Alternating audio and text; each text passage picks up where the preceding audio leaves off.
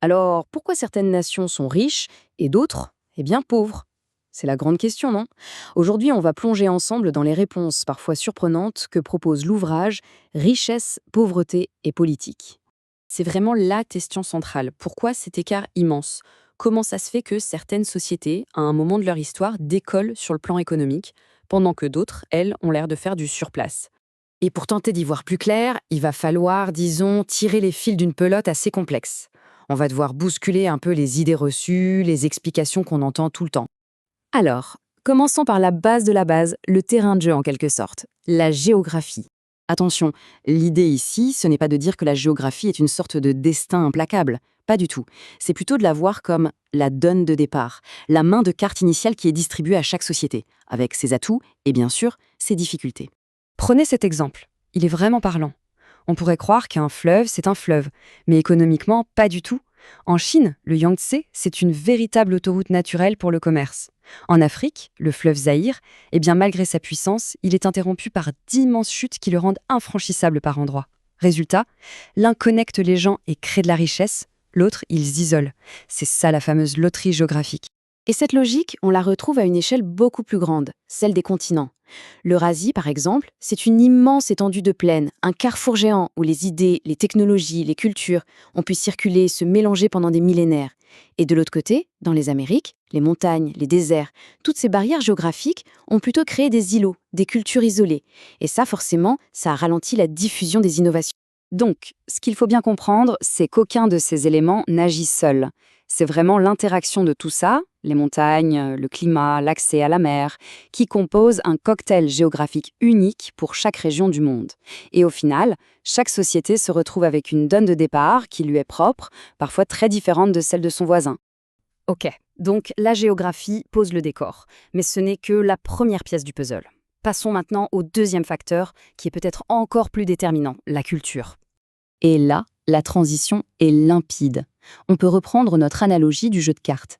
Si la géographie, c'est la main qu'on reçoit, eh bien la culture, c'est la façon dont on va jouer cette main, c'est la stratégie. Prenons la réaction face à la nouveauté. C'est un excellent exemple. Au XIXe siècle, le Japon s'ouvre et se dit « Ok, cette technologie occidentale, on la prend, on l'adapte et on se modernise à toute vitesse ». À la même période ou presque, la Chine impériale regarde ces mêmes technologies et dit en substance « Merci, mais non merci, on a besoin de rien ». Deux mentalités, deux choix culturels, avec des conséquences économiques radicalement différentes sur le long terme. Ou alors, autre point super intéressant, la valeur qu'une culture accorde au travail et au commerce. En Angleterre, à l'époque des Tudors, même le fils d'un noble pouvait se lancer dans les affaires pour faire fortune. C'était valorisé. Dans d'autres parties de l'Europe, c'était presque impensable, c'était considéré comme une activité indigne de son rang.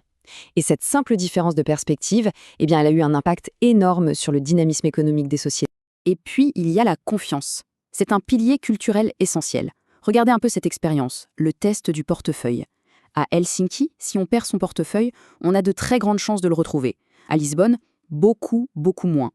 Et ça, ce n'est pas juste une anecdote. Ce qu'on appelle le rayon de confiance a des implications économiques bien réelles, parce que dans une société où la confiance règne, tout est plus fluide, plus simple, moins coûteux.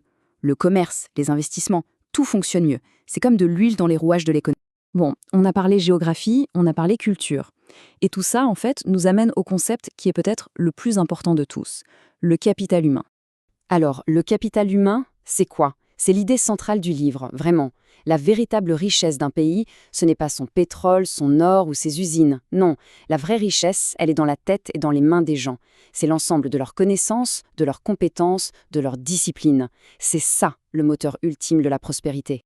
Et pour comprendre ça, l'histoire des Gujaratis d'Ouganda est incroyable. Dans les années 70, ils sont expulsés du pays, forcés de tout abandonner derrière eux. Leurs maisons, leurs entreprises, tout. Ils arrivent en Grande-Bretagne sans rien, littéralement. Et pourtant, en l'espace d'une génération, ils ont rebondi et retrouvé un niveau de vie très élevé. Comment c'est possible? Eh bien parce qu'ils n'avaient pas perdu leur richesse la plus précieuse, leur capital humain, leur savoir-faire, leur éthique de travail. C'était une richesse qu'ils transportaient avec eux. C'est donc ça, l'argument principal, la vraie richesse, c'est ce que les gens savent faire. Mais là, une question se pose, et toutes les autres explications qu'on entend souvent. Ok, tout ça c'est bien beau, mais quid de la politique? de l'exploitation, des conquêtes. Est-ce que ce n'est pas ça la cause profonde des inégalités de richesse? C'est une objection importante, alors regardons ça de plus près. La question est légitime et elle est souvent posée. Est-ce que la richesse de certains pays n'est pas tout simplement le résultat du pillage des ressources d'autres pays au fil de l'histoire? Alors, soyons clairs, oui, il y a eu des transferts de richesse absolument massifs par la conquête. C'est un fait. Quand on voit que l'Espagne a ramené 200 tonnes d'or et des milliers de tonnes d'argent des Amériques, les chiffres sont vertigineux. C'est une quantité de richesse colossale qui a été déplacée. Et c'est là que ça devient intéressant. Est-ce que ce transfert de richesse a créé une prospérité durable pour l'Espagne? La vraie question, c'est est-ce que recevoir de la richesse, c'est la même chose que savoir en créer? Selon la perspective de l'auteur, la réponse est non. Après son siècle d'or, l'Espagne a connu un long déclin économique. L'argument qui est avancé, c'est que l'exploitation peut freiner le développement de certains et donner un avantage temporaire à d'autres, mais elle ne crée pas le fameux capital humain nécessaire à une prospérité sur le long terme. La richesse extraite, c'est un peu comme de l'eau versée dans un seau percé, ça finit toujours par fuir. La vraie source de richesse, celle qui ne s'épuise pas, c'est la capacité à produire de la valeur. Alors, au final, qu'est-ce qu'on retient de toute cette analyse? Le point absolument crucial, c'est de changer notre façon de voir la richesse. On a souvent tendance à l'imaginer comme un gâteau de taille fixe. Et si c'est un gâteau fixe, alors pour que l'un ait une plus grosse part, il faut forcément que quelqu'un d'autre en ait une plus petite. Mais l'idée défendue ici, c'est que la richesse n'est pas un gâteau à se partager, c'est quelque chose qui se crée. Le véritable enjeu, ce n'est pas la répartition des parts, mais la capacité à cuisiner un gâteau toujours plus grand. Ce qui nous ramène à la question de départ, mais formulée un peu différemment. Pour la prospérité d'une nation, qu'est-ce qui pèse le plus lourd dans la balance? Ce que cette nation a, ses ressources naturelles, ou bien ce que son peuple sait faire? Réfléchir à cette question, ça change vraiment la perspective sur les causes de la richesse et de la pauvreté dans le monde.